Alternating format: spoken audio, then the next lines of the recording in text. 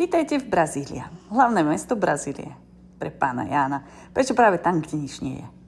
Aby to všetci mali rovnako ďaleko do hlavného mesta? To je asi vtip, keďže väčšina krajiny aj tak žije na pobreží. Keď prvýkrát prídeš do Brazílie, máš pocit, že si sa ocitla v kulise. Len zabudli hercov. Spomienky na prechádzku v Pyongyangu či Pekingu sa vynárajú samé. Všetko je gigantické. 6-prúdové cesty ako letiskové dráhy. Budovy ako pomníky myšlienkam. Brazília zhora vyzerá ako lietadlo, ktoré Lúcio Costa navrhol pre autá, potom pre ideológiu a až nakoniec si spomenul na ľudí. Ako mama s kočíkom som zvyknutá chodiť pešo. V Brazílii je však chôdza extrémny šport. A to slnko. Centrum nemá tieň.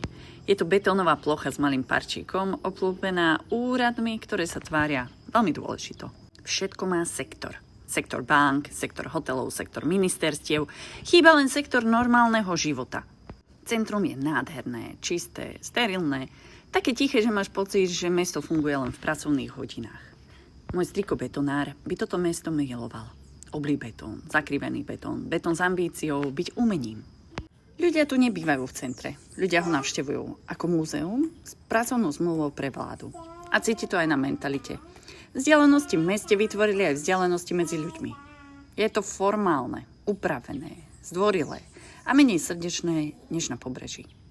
No najradšej mám za rezidenčné štvrte, kde ti mango, avokádo a pitanga doslova padajú na hlavu. A potom, keď zapadne slnko a Brazília je zrazu krásna, tichá, monumentálna. Brutalistická Brazília, mesto, ktoré obdivuješ hlavou, ale žiješ v ňom odstupom. Presne takým, aký majú medzi sebou aj ľudia.